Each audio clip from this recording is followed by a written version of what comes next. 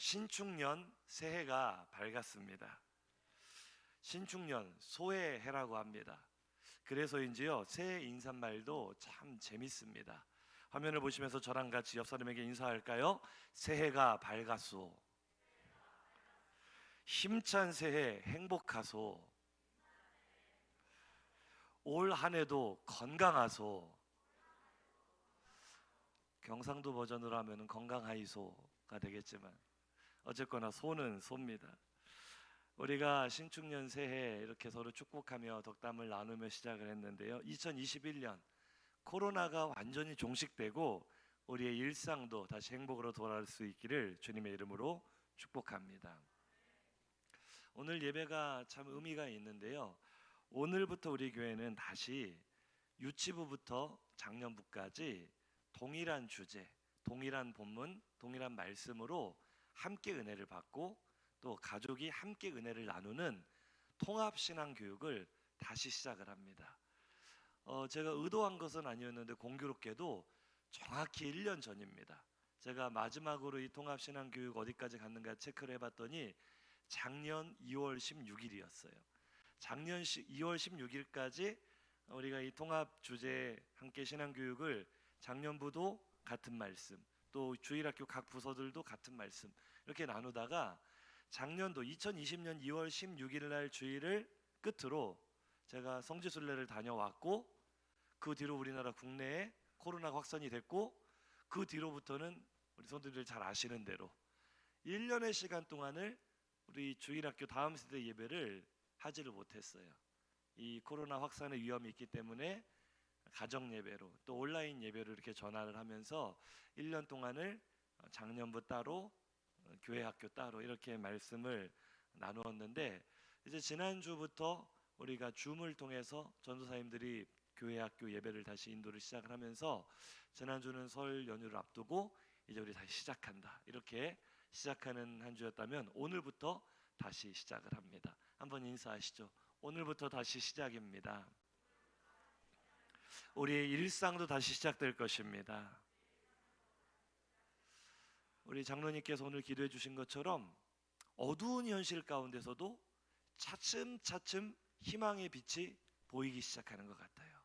우리가 그 희망을 붙잡으며 하나님께서 하실 일들을 기대하며 다시 일상으로 회복되기를 주님의 이름으로 축복합니다. 우리가 1년 전에 마지막으로 나누었던 주제가 바로 믿음입니다. 믿음이란 무엇인가? 기독교 복음의 가장 핵심이 되는 주제가 바로 믿음이죠. 죄에 빠져 영원히 죽었던 우리가 어떻게 다시 살 수 있는가? 우리가 어떻게 구원을 받고 어떻게 영생을 얻을 수 있는가? 성경은 이렇게 말합니다. 로마서 1장 17절 시작.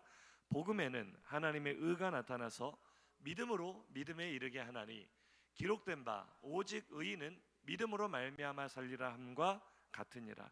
아멘. 구원은 무엇으로 받습니까? 믿음으로 받아요. 교회를 다니는 성도들이라면 이 사실을 모르는 사람은 아무도 없습니다.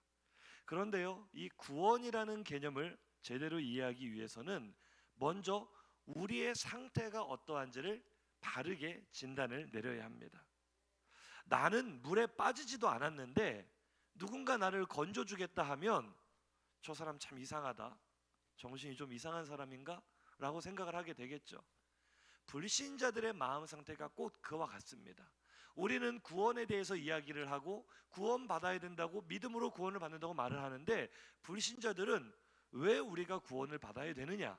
나는 물에 빠진 적이 없다라고 생각을 하거든요. 자신의 상태를 제대로 파악하지 못하는 거죠. 근데 성경은 우리의 상태를 이렇게 말합니다. 골로새서 1장 13절 노란 글씨까지만 보실까요? 그가 우리를 흑암의 권세에서 건져내셨다. 그럼 우리가 본래 어디에 머물러 있었다는 거? 우리의 상태가 흑암의 권세 아래 우리가 살아가고 있었다고 성경은 말을 하는 거예요. 아무런 소망도 없이 죽음을 향해 걸어가고 있는 그런 삶을 살고 있었다는 거죠. 그래서 요한계시록 말씀을 보면은요, 노란 글씨만 한번 볼까요? 시작. 내가 살았다 하는 이름을 가졌으나 죽은 자로다.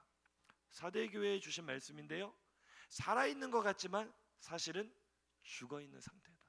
성경이 진단하는 우리의 원래 모습은 살아서 움직이는 것 같지만 실제로는 죽어 있는 상태다. 살아 움직이지만 그 속에 영원한 생명을 잃어버렸기 때문에 사실은 죽은 상태다라고 우리의 현재 모습을 진단을 하고 있습니다. 저를 따라 이렇게 인사하실까요? 살았는데요, 죽었습니다. 다시 한번 의미를 생각하시면서 살았는데요, 죽었습니다. 성경은 우리의 상태를 그렇게 말하는 거예요. 살아있는 것 같지만 죽어있는 상태다. 죄와 사망의 바다에 빠져있는 상태다. 왜 이렇게 되었느냐? 성경은 그 이유도 말을 해줍니다. 로마서 3장 23절입니다. 시작. 모든 사람이 죄를 범하였음에 하나님의 영광에 이르지 못하더니. 아멘. 물고기는 물속에서 숨을 쉬며 살아가는 것처럼 사람은 본래 하나님 안에서 영원한 생명을 누리며 살아가는 존재인 줄로 믿습니다. 그런데 모든 사람이 죄를 범하였어요. 죄인이 되었어요. 그래서 하나님 안에 거할 수 없게 되었습니다. 왜요? 하나님은 죄를 알지도 못하시고 죄와 결코 공존하실 수 없는 분이기 때문에 우리가 죄인이 된 순간 하나님으로부터 떨어져 나오게 된 거죠. 이것은 마치 물고기가 물 밖으로 뛰쳐나온 것과 똑같은 이치예요. 자, 물 밖으로 뛰쳐나온 물고기 어떻게 되죠? 죽는데요? 바로 죽지 않죠. 힘겹게 펄떡거리면서 거친 숨을 몰아쉬면서 서서히 고통 중에 죽어갑니다. 하나님 밖으로 빠져나온 인간이 꼭 그 상태예요. 살아있는 것 같지만 왜 성경은 우리를 죽었다 말하느냐? 살아있는 삶이요, 고통의 연속이에요. 아픔과 상처의 연속이에요. 살아 숨쉬는 것이 괴로워요. 그렇게 우리는 서서히 죽어갑니다. 물고기가 물 밖에서 펄떡거리면서 뛰는 모습과 우리가 살아가는 모습이 어쩜 그렇게 꼭 같은지 몰라요. 한 번 더 인사하시죠. 살았는데요, 죽었습니다. 그렇게 서서히 죽어가는 모습도 너무나 비참한데 죽음 이후에는 영원한 파멸, 지옥의 고통이 있다는 것이 더욱 우리를 비참하게 하죠. 그래서 성경은 우리를 정말 죽었다고 진단을 하죠. 에베소서 2장 1절입니다. 노란 글씨까지요. 시작. 그는 허물과 죄로 죽었던, 우리가 앞으로 죽을 것이다가 아니라 이미 너희는 허물과 죄로 죽어있는 상태였다라고 말을 하는 거예요. 우리는 모두 살아있는 것 같지만 영적으로 이미 죽어 있습니다. 영적으로 죽어 있다는 것은 무엇을 통해 알 수 있느냐? 하나님을 깨닫지 못해요. 불신자들은요, 아무리 이야기를 해도요, 하나님이 살아계시다는 사실을 믿지 않습니다. 지식이 부족해서가 아니고요, 감각세포에 문제가 있어서가 아니고요, 영적으로 죽었기 때문에 그래요. 우리도 예수 믿기 전에는 똑같은 상태였어요. 영적으로 죽어있기 때문에 하나님을 깨닫지 못합니다. 우리의 눈이 어두워진 거죠. 신학적으로 얘기하면 전적으로 부패한 겁니다. 전적으로 타락해서 두더지보다도 더 어두운 장님 같은 눈을 가지고 하나님을 더듬어서도 찾지 못하는 상태가 되어버린 거죠. 그렇게 우리는 살아있지만 사실은 죽어있는 이 육신의 생명, 힘겹게 살아가면서 결국 그 생명마저 촛불처럼 꺼질 겁니다. 그런데 죽음이 끝이 아니에요. 히브리서 9장 27절입니다. 시작. 한 번 죽는 것은 사람에게 정해진 것이요 그 후에는 심판이 있으리니. 우리는 죽음을 누구도 피할 수 없는 자연스러운 현상으로 받아들이는데요, 사실 이것은 매우 부자연스러운 일이고 저주입니다. 왜냐하면요, 하나님은 사람을 만드실 때 죽는 존재로 만드신 것이 아니라 영원히 살아가는 영적인 존재로 만드셨기 때문이에요. 창세기 2장 7절입니다. 시작. 여호와 하나님이 땅의 흙으로 사람을 지으시고 생기를 그 코에 불어 넣으시니 사람이 생령이 된지라. 아멘. 성경은 하나님이 처음 만드신 사람을 살아있는 영적인 존재라고 말을 해요. 생령이 되었다. 영적인 존재는요, 없어지지 않습니다. 소멸되지 않아요. 영원히 하나님과 함께 살 수 있는 존재로 지음을 받았어요. 그런데 왜 우리가 한 번 죽는 것이, 육신의 죽음을 경험하는 것이 당연한 일이 되었습니까? 그 뒤에는 왜 또 심판을 받게 됩니까? 그 모든 이유가 로마서 6장 23절에 나옵니다. 노란 글씨만 읽겠습니다. 시작. 죄의 삭은 사망이요. 아멘. 인사하시죠. 죄 때문입니다. 죄 때문에 죽음이 우리에게 찾아온 거예요. 죄 때문에 저주를 받았어요. 창세기 3장 19절입니다. 시작. 내가 흙으로 돌아갈 때까지 얼굴에 땀을 흘려야 먹을 것을 먹으리니 내가 그것에서 취함을 입었음이라. 너는 흙이니 흙으로 돌아갈 것이니라 하시니라. 아멘. 이게 성경이 말해주고 있는 우리의 현재 모습이고 왜 우리가 이렇게 되었는가에 대한 설명입니다. 이해가 되시면 아멘 하시기 바랍니다. 여기까지 이야기를 종합해 본다면 한 번 더 고백하실까요? 살았는데요 죽었습니다. 이처럼 우리는 우리의 죄 때문에 하나님께서 처음 우리에게 주셨던 영원한 생명을 잃어버렸고 영원한 죽음과 고통을 피할 수 없는 저주받은 존재가 되었습니다. 사망과 저주의 깊은 바다에 빠져 허우적거리며 누군가 우리를 건져주지 않는다면 아무런 소망이 없는, 빠져나올 수 없는, 다시 말해 간절히 구원을 기다릴 수밖에 없는 그런 상태가 지금 이 세상을 살아가는 모든 사람의 모습인 줄로 믿으시기 바랍니다. 그러니 성경이 우리에게 구원을 말할 때 그 구원이라는 것은 우리의 이런 상태를 전제로 하는 거예요.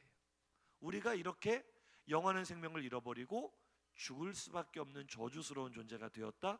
우리는 구원이 필요한 존재다. 이런 의미죠. 그래서 우리의 이 비참한 실존을 깨닫는 사람만이 진리와 복음에 대하여 눈이 열리고 귀가 열리는 줄로 믿으시기 바랍니다. 지금 이 자리에 우리 성도님들이 앉아 계시다는 것이 얼마나 큰 복인지 몰라요.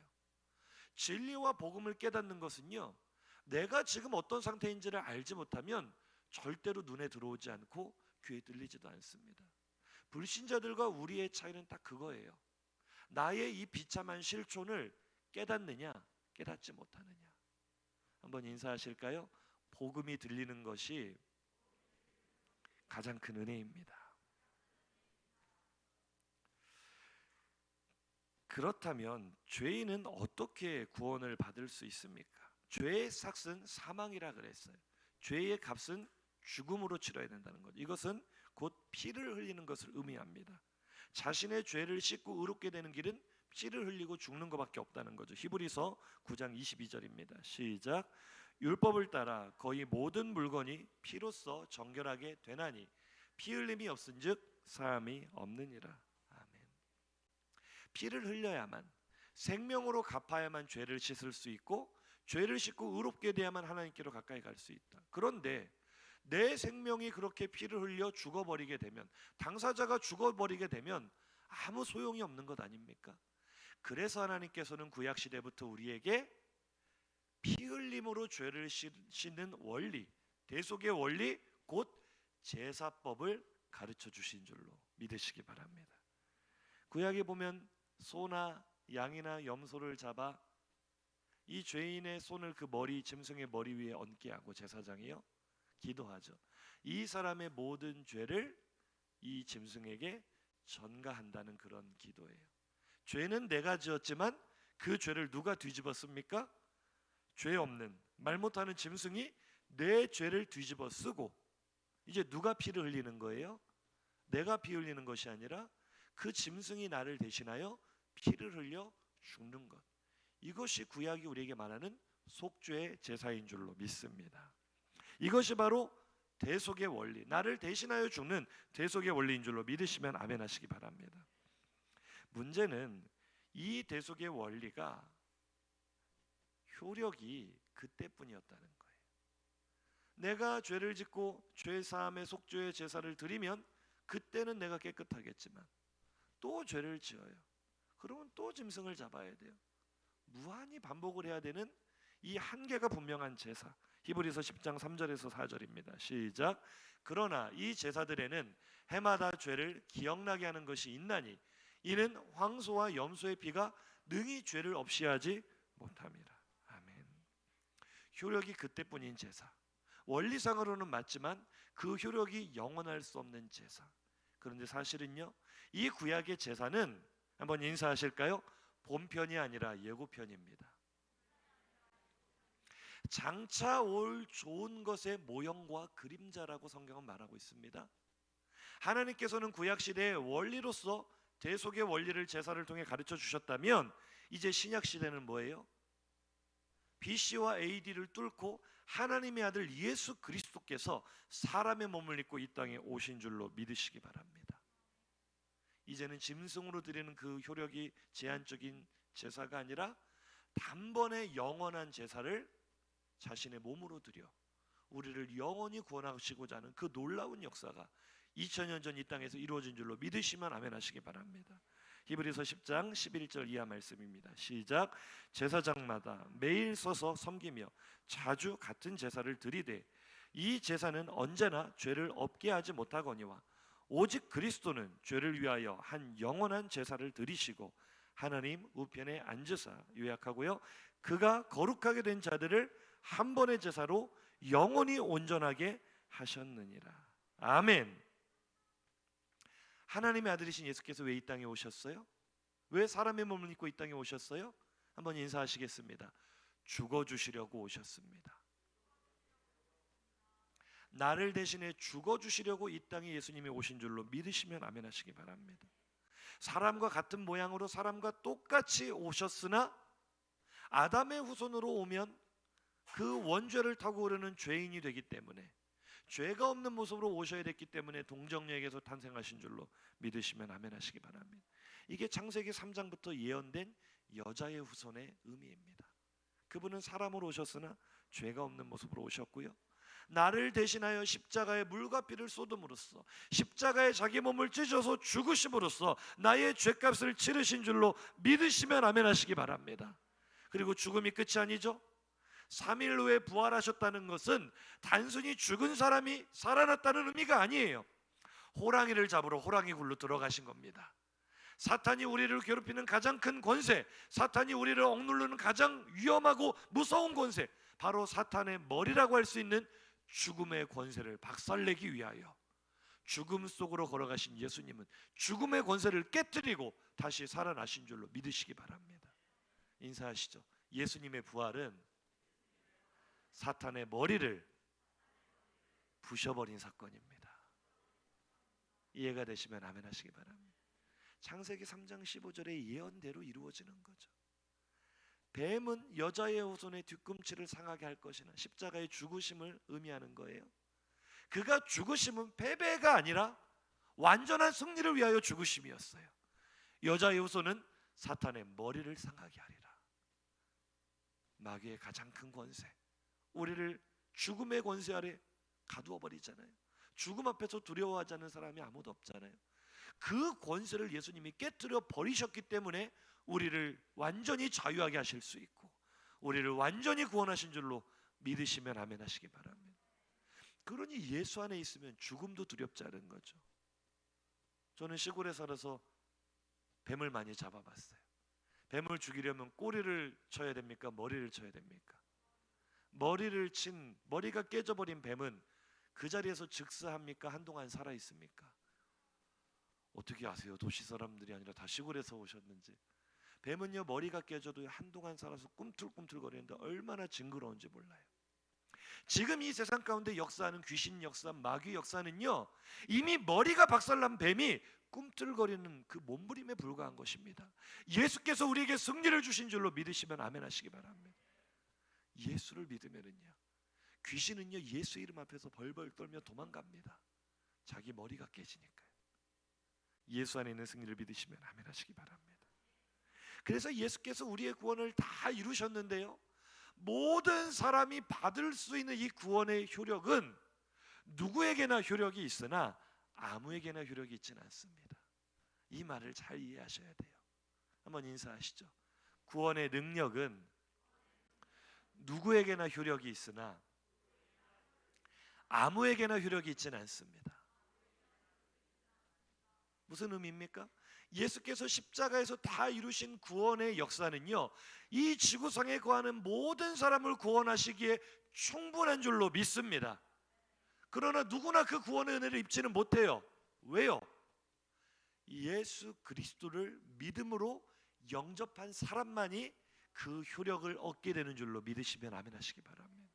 이것이 신자와 불신자를 나누는 차이이고, 오늘 이 자리에 우리를 불러일으킨 하나님의 역사인 줄로 믿으시면 아멘 하시기 바랍니다. 누가 구원을 받는다고요? 예수 그리스도를 믿는 사람인 줄로 믿습니다. 갈라디아서 2장 16절입니다. 시작. 사람이 의롭게 되는 것은 율법의 행위로 말미암음이 아니요 오직 예수 그리스도를 믿음으로 말미암는 줄을 알므로 우리도 그리스도 예수를 믿나니 이는 우리가 율법의 행위로서가 아니고 그리스도를 믿음으로써 의롭다함을 얻으려 함이라. 아멘. 고백하시겠습니다. 믿음이 열쇠입니다. 믿음이 해답입니다.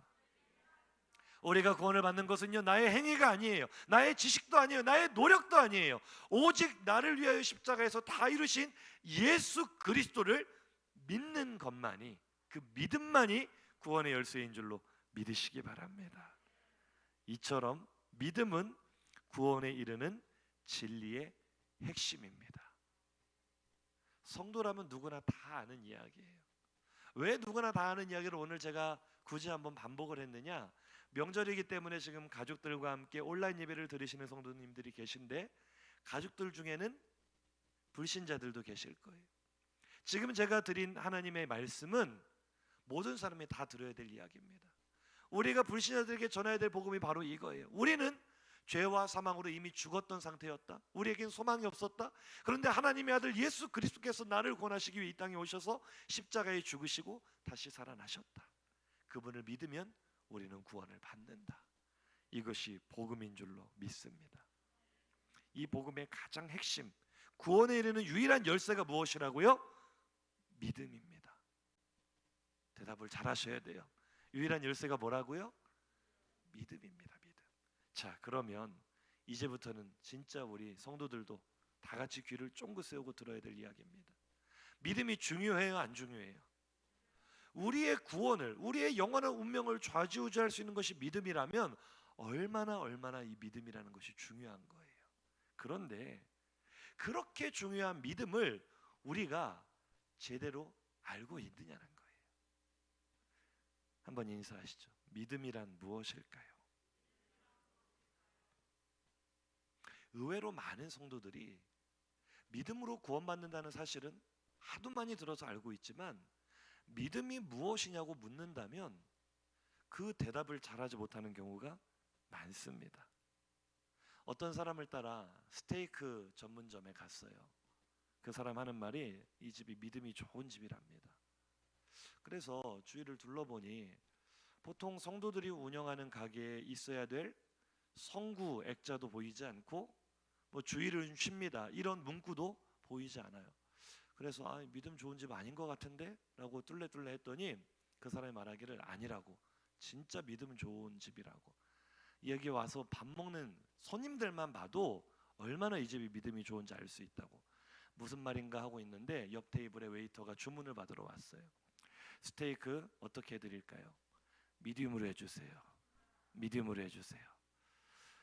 이해하신 분들만 재밌을 겁니다. 스테이크도 믿음으로 하는 집.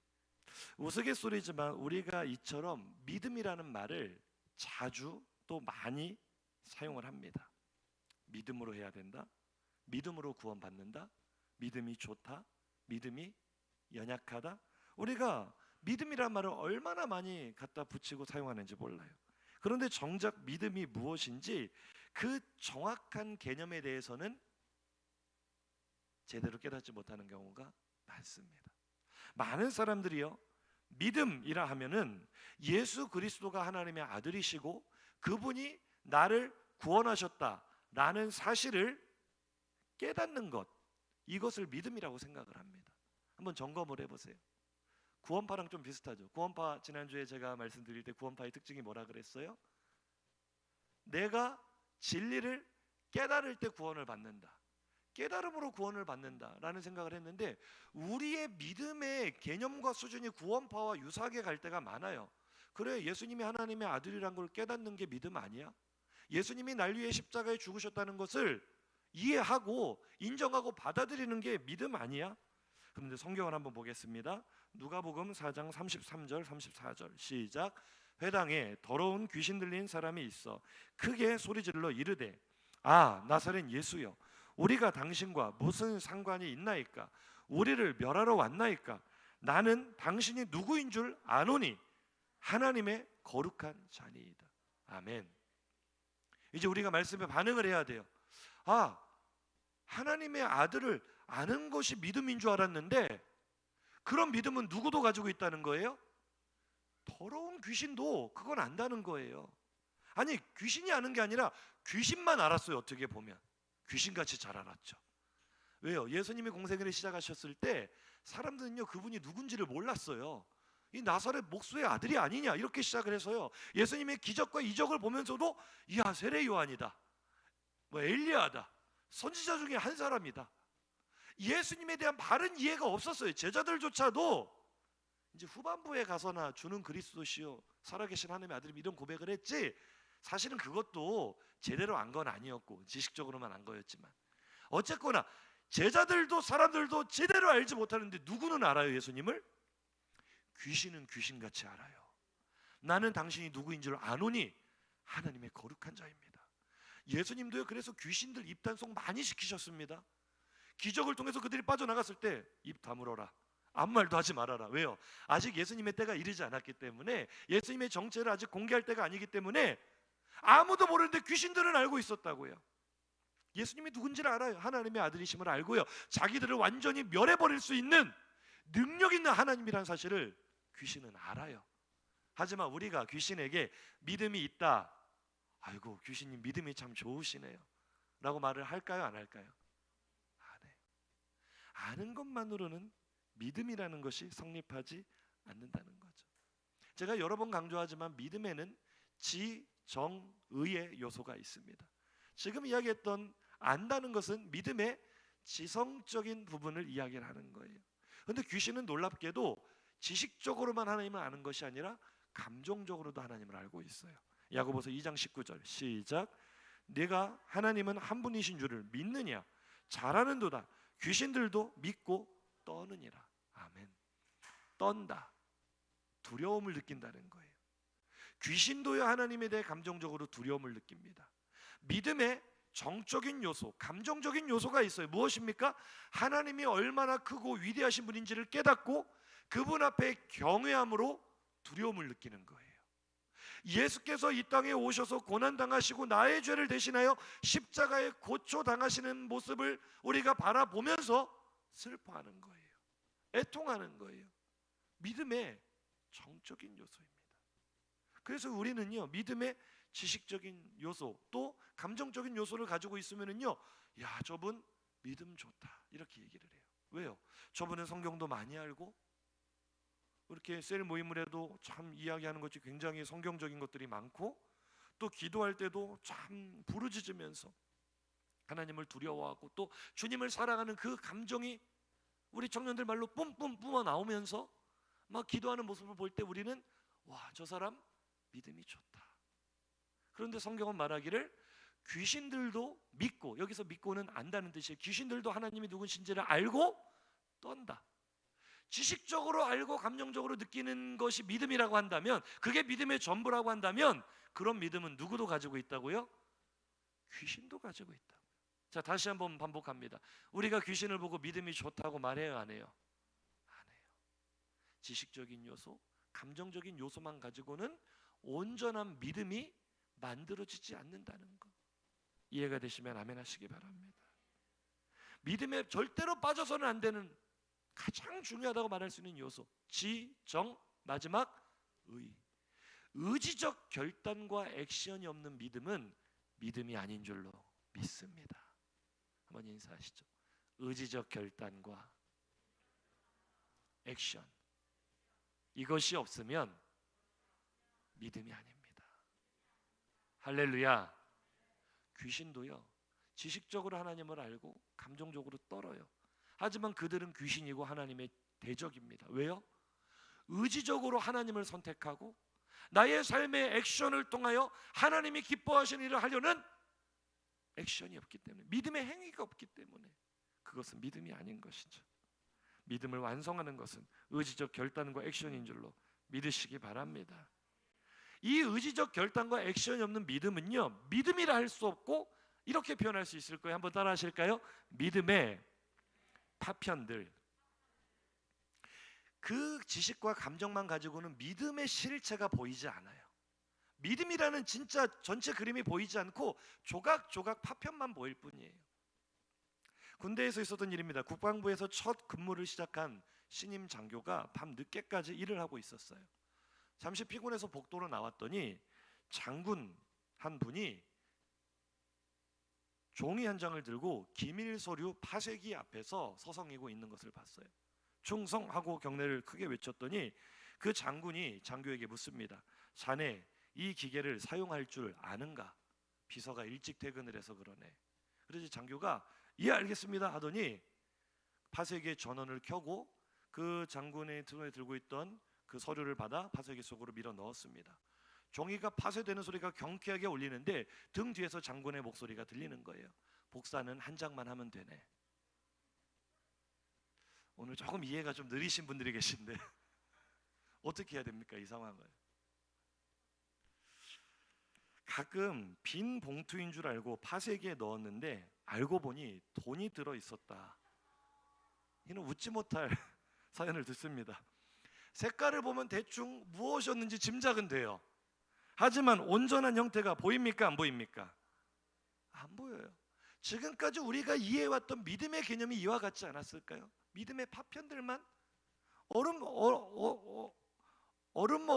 알 것 같기는 한데 이거 같기도 하고 아닌 것 같기도 하고 온전한 형태가 보이지 않는 거죠. 지식이나 감정이 믿음의 전부인 것처럼 착각하는 모습이 꼭 이와 같습니다. 그런데 보세요. 중요한 서류나 심지어 돈이 파쇄가 되었습니다. 어떻게 해야 될까요? 그래요. 다시 퍼즐 조각을 맞춰야 합니다. 하나씩 하나씩 퍼즐 조각을 맞추다 보면 결국에는 어떻게 됩니까? 본래의 형태가 만들어질 줄로 믿습니다. 말씀의 은혜를 받아야 되는데 지금 완성된 심사임당의 은혜를 받고 있어요. 우리가 지금까지 파편만 보면서 이것이 믿음 아닌가라고 착각했던 우리 믿음의 파편들도 우리가 의지적 결단과 액션을 중심으로 하나씩 하나씩 조각을 맞추다 보면 이것이 믿음이다라고 하는 온전한 형태가 보이게 될 줄로 믿습니다. 믿음이란 무엇인가 설교를 한 지가 1년이나 지나서 제가 지금 복습하느라 설명이 좀 많았던 거예요. 우리가 지금까지 맞추어 본 믿음의 조각들, 믿음의 파편들 어떤 것들이 있었습니까? 한번 읽어보시죠. 첫째, 시작. 믿음은 떠납니다. 아브라함이 고향과 친척과 아버지의 집을 떠났죠. 하나님의 말씀을 믿고 떠났어요. 나에게 익숙한 자리, 나에게 편리함을 주는 자리를 떠나는 것, 내가 머무르는 죄악의 자리를 떠나는 것, 떠남이 바로 믿음인 줄로 믿습니다. 지금 의지적 결단과 액션을 중심으로 우리가 믿음의 파편 조각들을 하나씩 하나씩 모으고 있는 중입니다. 두 번째, 믿음은 무엇입니까? 시작. 믿음은 주인 바꿉니다. 아멘. 아멘이십니까? 예수님을 만난, 동시에 예수님을 만난 두 사람, 성경 한 장 차이로 만나죠. 부자 청년과 삭개오. 부자 청년은요, 진리에 대한 이 갈급한 마음이 있었지만 네가 모든 율법을 지켰다는 것을 예수님께서 참 기뻐하시고 사랑하시면서 이런 말씀을 하시죠. 너의 모든 재물을 팔아 가난한 사람들에게 나눠주고 너는 나를 따르라. 이때 부자 청년은 그 말씀에 순종했어요. 재물이 많은 고로 근심하며 주님을 떠났다. 결국 이 청년의 주인은 누구였어요? 재물이었어요. 자기가 재물을 주인으로 모시고 살아가는 한 이 청년은 믿음의 세계에 눈이 떠질 수가 없죠. 주인을 바꾸지 못했어요. 근데 바로 다음 장에 나오는 삭개오, 부자 청년만큼이나 돈이 많았고 어찌 보면 민족의 반역자라는 욕을 먹으면서까지 그 물질을 놓지 못했던, 철저하게 물질과 재물을 주인으로 삼고 살았던 또 한 사람이 바로 삭개오거든요. 근데 그가 예수님을 만났을 때 뭐라고 합니까? 내 재산의 절반을 팔아 가난한 사람들에게 나눠주고 내가 누구에게 빼앗거나 토색한 것이 있으면 내가 4배를 갚아주겠습니다. 주님이 시키시지도 않았는데 스스로 자신의 주인을 내려놓습니다. 재물을 내려놔요. 이건 뭐예요? 이제부터 나의 주인은 재물이 아니라 바로 예수 그리스도. 이 고백인 거예요. 믿음이 뭐라고요? 주인 바꿈인 줄로 믿습니다. 그 다음 우리 한 주 한 주 다 설교했던 내용이에요. 1년이나 지나니까 생각이 잘 안 나시죠? 기억을 더듬다 보면 생각이 날 줄로 믿습니다. 세 번째, 믿음은 무엇입니까? 믿음은 전적 위탁이다. 할렐루야. 나아만이요, 나병을 고치고자 엘리사에게 왔는데 코빼기도 안 비친 엘리사가 하는 말이 요단강에 7번 몸을 담거라, 7번 몸을 씻어라. 이때 나아만이 노발대발 화를 내는데요, 그 예의가 없어서 화가 난 게 아니라 사실은 이 장군이잖아요. 저희가 몸을 씻기 위해서는 무장을 해제하고 물속으로 적군 한복판에서, 자기의 적군인 나라 한복판에서 강 속에 맨몸으로 들어간다는 것은 딱 나 잡아먹으셔 하는 말 아닙니까? 암살당하기 딱 좋은 상황 아닙니까? 화를 낼 수밖에 없죠. 그런데 결국 나아만이 언제 고침받았죠? 그래, 까짓 거 죽으면 죽지. 하나님께 전적으로 자기 생명을 의탁을 하는 거예요. 나를 죽이려면 죽이시고 나를 살리실 줄로 믿습니다. 그 믿음으로 요단강 속으로 들어가니 몸에 들어가는 물에 들어가는 순간 하나님께 전적으로 의탁하는 사람에게는 하나님의 손이 움직이시는 역사가 일어나는 줄로 믿으시기 바랍니다. 삶에 어떤 문제를 만나셨습니까? 어떤 꼬부라진 문제가, 지난주 큐티 가운데 꼬부라진 여인이 나왔잖아요. 우리 인생에도 이런 꼬부라진 문제들이 있어요. 내 힘으로 도저히 펼 수 없는, 해결할 수 없는 수많은 문제들 고통받고 계십니까? 주님께 전적으로 의탁할 때 비로소 주님이 일하실 줄로 믿으시기 바랍니다. 내가 끈앞을 하나 끝까지 붙잡고 있을 때는요, 믿음의 역사가 나타나지 않아요. 전적으로 의탁하는 것이 믿음인 줄로 믿습니다. 네 번째, 믿음은 무엇입니까? 시작. 믿음은 따름이다. 야고보서 말씀을 봤었죠? 믿음과 행함에 대해서 이야기를 하는데 많은 사람들이 야고보서를 오해해서 루터 같은 종교 개혁자도 야고보서를 지푸라기 서신이다. 왜요? 오직 우리가 구원받는 것은 믿음뿐이다. 오직 믿음, 이신득이, 이신칭의 교리를 주장을 했던 루터의 입장에서는 마치 야고보 사도가 믿음 위에 또 다른 행위를 주장하는 것처럼 느껴졌기 때문에 이게 정경에 들어와야 되느냐라는 심한 고뇌가 있었던 것 같아요. 하지만 그것은 이해의 차이입니다. 야고보서에 기록되어 있는 믿음이라는 단어와 행함이라는 단어는 둘 다 믿음을 의미하고 있어요. 구원은 믿음으로만 받거든요. 그런데 왜 야고보는 사람이 의롭게 되는 것은 믿음만으로는 안 되고 행함이 있어야 된다라고 말을 합니까? 야고보가 말하는 믿음은 아는 믿음이에요. 근데 야고보가 말하는 행함은 따르는 믿음이에요.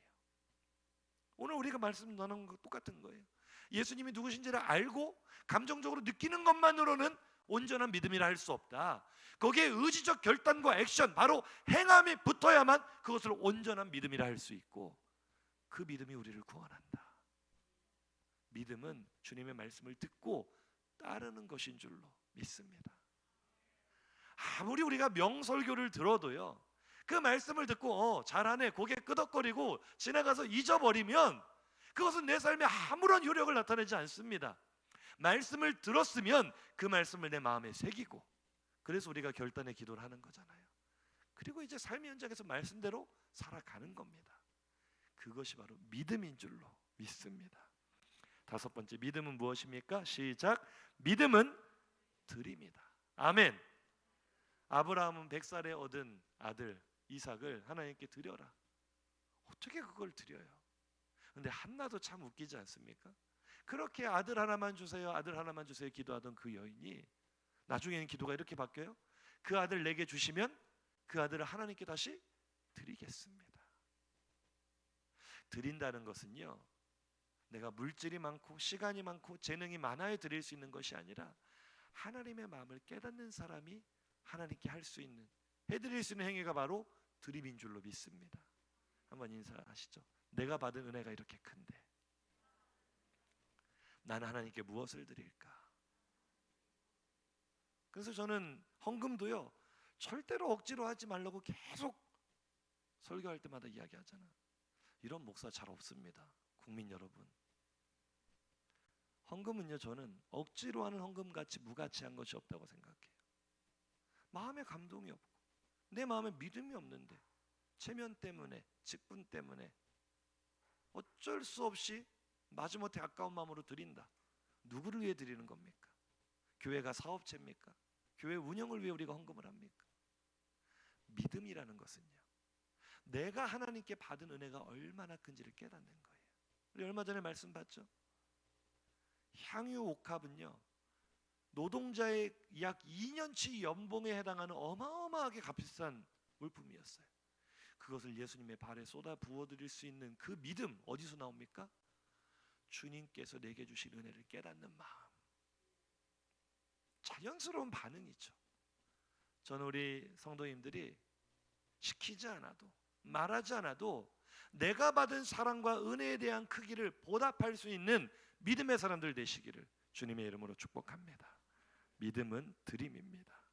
마지막 6번째, 믿음은 무엇입니까? 시작. 믿음은 예수님 안에 거하는 삶입니다. 아멘. 믿음은요, 포도나무가 가지가 포도나무에서 떨어져 나오면 아무 열매도 맺을 수 없는 것처럼 우리가 예수님에게서 분리되어 살아간다면 그 사람은 믿음이 없는 사람입니다. 예수님께 꼭 붙어있는, 포도나무에 꼭 붙어있는 가지가 열매를 맺는 것처럼 우리의 삶이 예수님 안에 거하고 예수님과 함께 살고 예수님을 따라 살고, 아멘 하실 때까지 하겠습니다. 예수님과 함께 살고 예수님을 따라 살고 예수님을 모시고 살아갈 때, 예수님 안에서 살아갈 때 우리의 삶에도 믿음의 열매들이 주렁주렁 맺힐 줄로 믿습니다. 지금 6가지 믿음의 파편들을 모아봤는데요, 이게 다 의지적 결단과 액션을 포함하고 있는 믿음의 파편들이에요. 이렇게 믿음의 조각들을 하나하나 모아보다 보니 이제 믿음의 실체가 조금씩 보이기 시작하는데요, 오늘 본문 말씀은 그럼 무엇이냐? 오늘 본문이 바로 이 믿음이란 무엇인가라는 질문에 대한 결정판, 믿음의 종합 세트인 줄로 믿습니다. 이렇게 조각들을 하나하나 모아다 보면 믿음의 실체가 만들어지는데 그것이 바로 갈라디아서 2장 20절이라는 거예요. 그런데요, 오늘 이 갈라디아서 2장 20절은 사실은 예수님이 먼저 말씀하신 믿음의 원리입니다. 그 믿음의 원리에 대한 바울 자신의 해석과 실제 적용이 바로 갈라디아서 2장 20절이죠. 그럼 예수님께서 원래 처음 알려주신 믿음의 원형이 무엇인가 살펴보겠습니다. 지난주 큐티 말씀에 이런 본문이 있었어요. 누가복음 13장 23절 24절 시작. 어떤 사람이 여짜오되 주여 구원을 받는 자가 적으니이까? 그들에게 이르시되 좁은 문으로 들어가기를 힘쓰라. 내가 너희에게 이르노니 들어가기를 구하여도 못하는 자가 많으리라. 아멘. 한 사람이 예수님께 물어봤어요. 예수님, 구원받는 사람이 많습니까? 적습니까? 이때 예수님의 대답은 적다였어요. 왜요? 말씀 계속 띄워놓으시고요. 구원을 받기를 원하지만, 구원에 이르는 좁은 문으로 들어가기를 구하지만 못하는 사람이 많을 것이다. 좁은 문으로 들어가서 구원을 얻는 사람은 적을 것이다. 왜요? 믿음이란 것의 특징은요, 좁은 문으로 들어가기를 힘쓰라. 두 가지의 요소가 보이는데, 하나는요 좁은 문, 이거는요 힘들고 외로운 싸움이라는 거예요. 좁은 문, 힘들고 외롭다. 두 번째, 힘써야 된다. 쉽지 않다는 거예요. 그 좁은 문으로 들어가기 위해서는 정말 온 몸을 비틀며 통과하고자 하는 몸부림, 이런 의지적 결단과 액션이 많이 필요하다. 많이 수고하고 애써야 된다. 예수님도 믿음에 대해서 말씀하실 때 의지적 결단과 액션을 얼마나 강조하시는지를 알 수가 있죠. 그래서 주님이 가르치신 믿음의 원형이 무엇입니까? 이 본문을 장절까지 꼭 기억하시기 바랍니다. 마태복음 16장 24절 한번 따라 하시죠. 마태복음 16장 24절 함께 읽습니다. 이에 예수께서 제자들에게 이르시되 누구든지 나를 따라오려거든 자기를 부인하고 자기 십자가를 지고 나를 따를 것이니라. 아멘. 예수님께서 보여주신 믿음의 원형, 믿음의 원래 모습, 실체 한마디로 하면은요, 따라 하실까요? 내가 죽는 것입니다. 의미를 생각하시면서 다시 한번, 내가 죽는 것이 믿음입니다. 하나님께 의롭다 하심을 받고 구원을 받을 수 있는 참된 믿음은요, 내가 살아있는 상태에서는 절대로 가질 수 없는 것입니다. 주님은 자기를 부인하라고 하셨어요. 자기 십자가를 지라고 하셨어요. 그리고 예수님을 따르라고 하셨습니다. 예수님이 지금 어디로 가고 계시죠?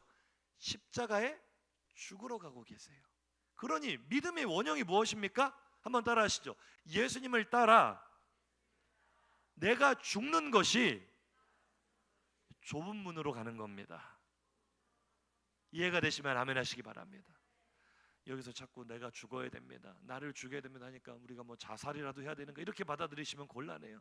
여기서 죽어야 할 나, 부인해야 될 나, 여기서 나는요 내 안에 있는 정욕과 탐심, 바로 나의 죄성을 의미하는 거예요. 갈라디아서 5장 24절입니다. 시작. 그리스도 예수의 사람들은 육체와 함께 그 정욕과 탐심을 십자가에 못 박았느니라. 아멘. 교회 문에 들어온 것이 믿음의 출발이 아니고요, 세례받은 것이 믿음의 출발이 아니고요, 직분받은 것이 믿음의 출발이 아니고요, 십자가에서 나의 정욕과 탐심을 못 박는 것이, 나의 자아가 십자가에서 죽음을 경험하는 것이 진짜 믿음의 출발인 줄로 믿습니다. 아멘. 내가 죽지 않은 사람은요 믿음이 무엇인지를 몰라요. 아무리 교회 오래 다녔어도 몰라요. 목사도 몰라요. 저도 몰랐어요. 배우기 전에는 정말 몰랐어요. 그냥 교회 열심히 다니고 시키는 대로 하면은 이게 믿음 있는 거 아니야 라고 생각했는데, 아니요, 성경은 분명히 우리가 말합니다. 그리스도 예수의 사람들은 무엇입니까? 예수를 믿는다 말하는 사람들은 첫 번째 관문이 무엇입니까? 좁은 문을 통과해야 되는 그 좁은 문은 나의 정욕과 나의 탐심을 십자가에 못 박아 죽이는 거예요. 내 속에 있는 죄성을 죽이는 거예요. 나를 부인하는 거예요. 믿으시면 아멘 하시기 바랍니다. 아무리 교회에서 많은 직분을 가지고 있고 봉사를 하고 있고 거룩한 모습으로 아름답게 예배를 드린다 할지라도 자아를 죽이지 못하고 죄의 욕망을 다스리지 못하는 사람은 한마디로 믿음이 없는 사람입니다. 주님께서도 늘 믿음이 없는 자들아 너희 믿음이 어디 있느냐 물으셨죠. 오늘 설교 정말 잘 들으셔야 돼요. 우리들의 영원한 운명을 바꿀 수 있는 말씀입니다. 지금 교회를 다니는 게 중요한 게 아니라, 교회를 내가 몇 년 출석한 게 중요한 게 아니라, 오늘 이 순간이라도 주님이 오시면 내가 구원받을 믿음이 있느냐는 거예요. 믿음을 뭘로 드러낼 거예요? 내가 지금까지 주님께 한 봉사로 드러낼 거예요? 행위가 아니라는데 내가 나를 부인하고 있느냐는 거예요. 내 안에 있는 죄성이 십자가에 못 박혀 죽었냐는 거예요. 자아가 죽는 것으로부터 참 믿음의 세계가 열리는 줄로 믿습니다. 바울은요 자기를 부인하고 자기 십자가를 지고 주를 따르라는 예수님의 말씀에 자기 인생을 걸었던 사람입니다. 바울의 고백을 들어보죠. 빌립보서 3장 7절 이하 시작. 그러나 무엇이든지 내게 유익하던 것을 내가 그리스도를 위하여 다 해로 여길 뿐더러 또한 모든 것을 해로 여김은 내 주 그리스도 예수를 아는 지식이 가장 고상하기 때문이라.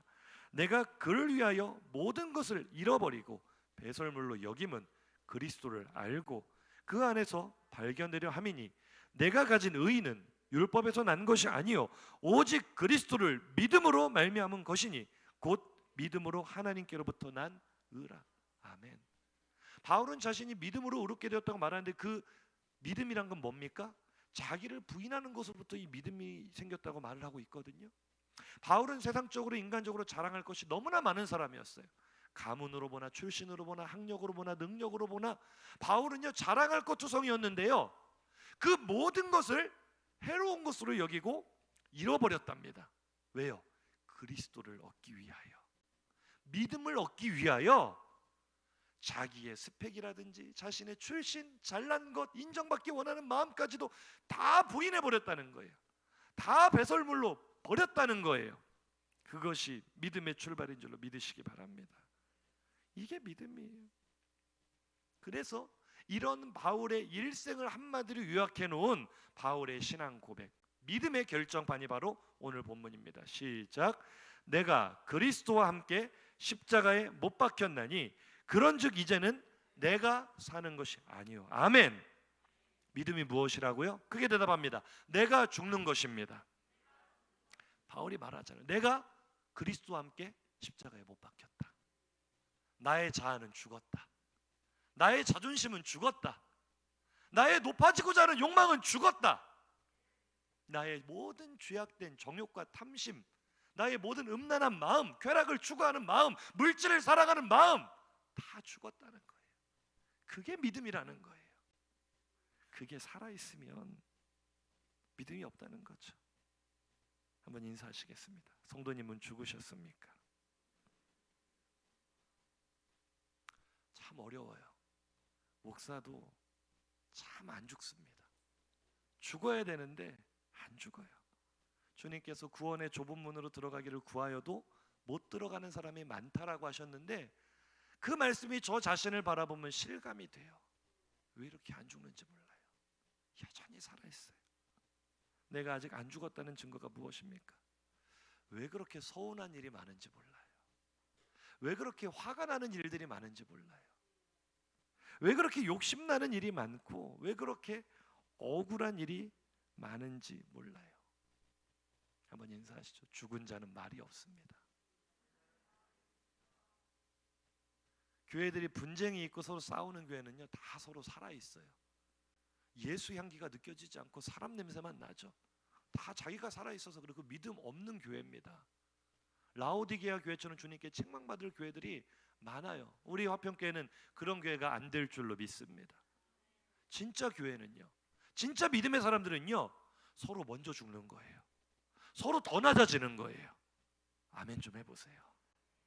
진짜 구원받는 성도는요 내가 죽어 없어지는 거예요. 무덤가에 가서 막 욕을 한다고 거기 대꾸할 사람 하나도 없어요. 왜요? 죽었으니까요. 우리는 예수를 믿는다면서도 사실은 믿지 않을 때가 너무나 많아요. 왜요? 여전히 내가 시퍼렇게 살아있기 때문입니다. 죽어야 합니다. 제발 죽어야 합니다. 한번 따라 고백하시죠. 내가 죽어야 진짜 믿음의 세계가 열립니다. 나의 욕심, 탐심, 이기심, 자존심, 시기심, 질투심, 허영심 다 죽기를 간절히 소망합니다. 나의 고집과 편견, 욕망, 쾌락, 돈을 사랑하는 마음까지도 다 죽기를 간절히 소망합니다. 바울처럼 우리의 자랑이 이것이 되었으면 좋겠어요. 고린도전서 15장 31절 시작. 형제들아 내가 그리스도 예수 우리 주 안에서 가진 바 너희에 대한 나의 자랑을 두고 단언하노니 나는 날마다 죽는. 아멘. 날마다 죽음에 넘겨지고 날마다 자아를 죽이고 죄성을 죽이고 살아나는 나의 욕망을 죽이고 내가 죽는 것을 끊임없이 날마다 반복하고 또 반복할 때 그것이 진짜 우리의 믿음이 되는 줄로 믿으시기 바랍니다. 이게 어려우니까 이게 좁은 문이고 좁은 길이죠. 그런데 이런 질문이 생길 수 있습니다. 아니 그럼 내가 바울처럼 나의 자아를 완전히 죽여버리면 나는 빈 껍데기만 남아서 사는 것 아닌가? 이미 죽어버린 사람 무슨 사는 낙이 있고 재미가 있겠는가? 걱정이 될 수 있겠지만요. 이제 저를 따라 다시 한번 믿음으로 선포하겠습니다. 큰 목소리로 시작. 죽었는데요 살았습니다. 옆 사람에게 인사하시죠. 죽었는데요 살았습니다. 예수님 말씀을 다시 한번 기억해 보세요. 누구든지 나를 따르려거든 첫 번째가 자기를 부인하고, 똑같은 얘기예요. 자기 십자가를 지고, 그 다음 마지막이 뭐죠? 예수님을 따를 것이니라. 예수님이 걸어가시는 십자가의 길은요 분명히 죽어야 되는 길이지만 죽음으로 끝나는 길은 아닙니다. 십자가에 죽으신 예수님은 부활하셨습니다. 죽어야 다시 사는 신비를 예수님께서 보여주신 줄로 믿습니다. 자기를 부인하고 자기 십자가를 지며 십자가에 못 박혀 죽었다는 것은 내 안에 있는 죄성이 죽었고 세상을 사랑하고 쾌락을 사랑하고 돈을 사랑하는 나의 옛사람이 죽었다는 것을 의미합니다. 그런데 그것은 곧 의에 대하여 다시 살아난 새 생명을 의미하는 줄로 믿으시기 바랍니다. 다시 한번 오늘 본문 갈라디아서 2장 20절 읽겠습니다. 시작. 내가 그리스도와 함께 십자가에 못 박혔나니 그런즉 이제는 내가 사는 것이 아니요 오직 내 안에 그리스도께서 사시는 것이라. 죽었다라고 고백을 했는데요. 그 다음 시작. 이제 내가 육체 가운데 사는 것은 나를 사랑하사 나를 위하여 자기 자신을 버리신 하나님의 아들을 믿는 믿음 안에서 사는 거죠. 아멘.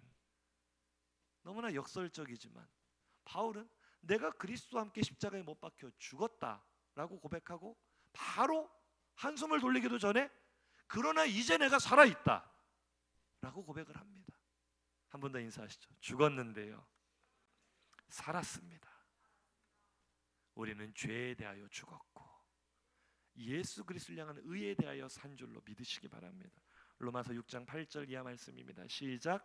만일 우리가 그리스도와 함께 죽었으면 또한 그와 함께 살 줄을 믿노니 이는 그리스도께서 죽은 자 가운데서 살아나셨음에 다시 죽지 아니하시고 사망이 다시 그를 주장하지 못할 줄을 알미로라.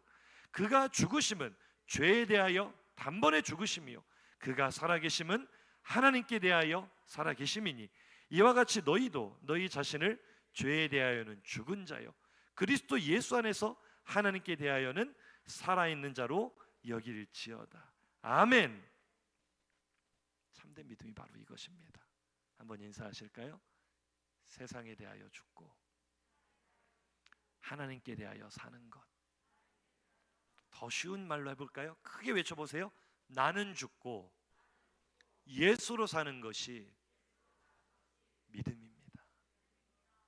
오늘 예수 그리스도께서 말씀하시고 바울이 이야기하는 믿음의 종합 세트, 믿음의 원형, 믿음의 실체가 바로 나는 죽고 예수로 사는 것임을 믿으시기 바랍니다.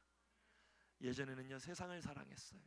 돈을 사랑하고 쾌락을 사랑하고 사람들을 좋아하고 죄의 낙을 누리는 것을 너무너무나 좋아했어요. 그런데요 예수를 믿고 나면, 정말 믿음의 사람이 되고 나면 그것들이 너무나 시시해요. 바울처럼 배설물처럼 여기게 돼요. 그리고 이제는 살아가기는 살아가는데 어떠한 생명으로 사느냐, 예수의 생명이 나를 역동시키기 때문에 나를 자랑하는 것이 기쁜 게 아니라 예수를 자랑하는 게 기뻐져요.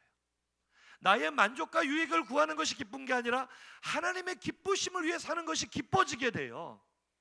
얼마나 역동적이고 얼마나 재미있는 삶인지 모릅니다. 한번 인사하시죠. 그 세계로 성도님을 초청합니다. 고린도서 5장 15절 보고 마칩니다. 시작. 그가 모든 사람을 대신하여 죽으심은 살아있는 자들로 하여금 다시는 그들 자신을 위하여 살지 않고 오직 그들을 대신하여 죽었다가 다시 살아나신 이를 위하여 살게 하려 함이라. 아멘. 사랑하는 성도님들, 예수님을 믿으십니까? 그러면 나는 죽어야 되고 예수로 살아야 합니다. 한 번 더 고백하시죠. 죽었는데요 살았습니다. 이 참된 믿음의 원리를 잊지 마시고 삶으로 믿음의 열매 맺으시기를 주님의 이름으로 축복합니다. 들은 말씀 생각하시면서 우리 결단의 찬양 하나님께 올려드리겠습니다. 좀 생소한 찬양일 수 있는데요, 제가 이 찬양을 처음 듣고 너무나 은혜를 많이 받았어요. 믿음이 무엇인가를 그대로 보여주는 찬양인데요, 이 찬양의 가사 한 절 한 절이 큰 은혜가 될 줄로 믿습니다. 악보가 뒤에 나오니까요, 우리 찬양을 들려도 괜찮아요, 잘 몰라도 괜찮아요. 우리 입술을 열어 하나님의 우리의 믿음을 고백하며 찬양하겠습니다. 주와 함께 못 박힌 후 이젠 더 이상 내 삶 아니요 오직 내 안에 살아계신 예수 위에 사는 것이라. 다시 한번 처음부터 고백할까요? 주와 함께, 주와 함께 못 박힌 후 이젠 더 이상 내 삶 아니요. 정말 그렇게 믿으십니까? 오직 내 안에 살아계신 예수 위에 사는 것. 우리는 죽었는데요 살았습니다. 나 이제 육체 가운데 살아야 할 이유 있네.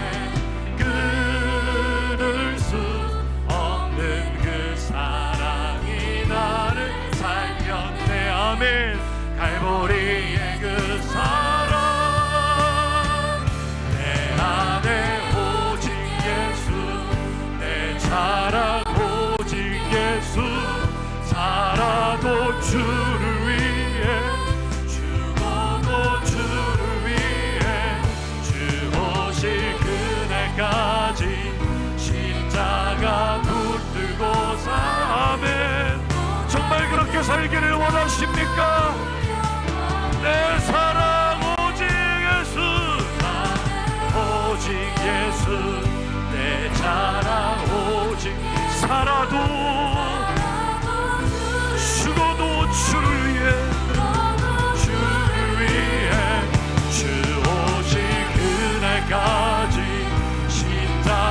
내가 산 것은 나의 생명이 아니요 예수의 생명으로 살아있는 새 삶입니다. 우리 다시 한번 고백합니다. 주와 함께, 주와 함께 못 박히루 이제 더 이상 내 삶아. 나는 이미 죽었습니다. 십자가에 못 박혀 죽었습니다. 이제 내가 살아있는 것은 나를 사랑하사 나를 위하여 자기 자신을 찢으신 하나님의 아들을 믿는 믿음 가운데 사는 것입니다. 이제 나 이제 육체 가운데 살아야 할 이유, 내가 살아야 될 이유가 무엇입니까? 나에게 생명 주신 예수를 위하여, 하나님의 기쁨을 위하여 살아가는 그 삶이 진정 행복한 삶인 줄로 믿습니다. 할렐루야. 내 안에 오직 예수, 내 자랑 오직 예수. 살아도 주를 위해, 죽어도 주 오실 그날까지 십자가만 붙들고 나는 죽고 예수로 살리라, 예수로 살리라. 찾아온 영광 내 안에 오직, 내 안에 온, 입술로 선포, 믿음으로 선포. 우리가 살아도 주를 위해 살고 죽어도 주를 위해 죽는 것이 우리의 믿음입니다. 나는 죽고 예수로 사는 것이 진짜 믿음의 모습입니다. 살리 고난의 끝에 찾아온 영광 위에. 할렐루야. 사랑하는 성도님들, 예수를 믿으십니까? 우리는 지금까지 무엇이 믿음이라 생각해 왔습니까? 우리의 종교의 행위가 믿음일까요? 우리의 마음이 믿음일까요? 우리가 주님께 드리는 정성이 믿음일까요? 아니요. 믿음은 내가 십자가에서 먼저 죽는 것입니다. 나의 자아가 철저히 죽어지는 것이 믿음인 줄로 믿습니다. 내가 죽어야 돼요. 내 안에 죄성이 죽어야 돼요. 나의 욕망이 죽어야 돼요. 내가 자아가 죽고 나면은요, 억울할 것도 없고 한탄할 것도 없고 서운할 것도 없어요.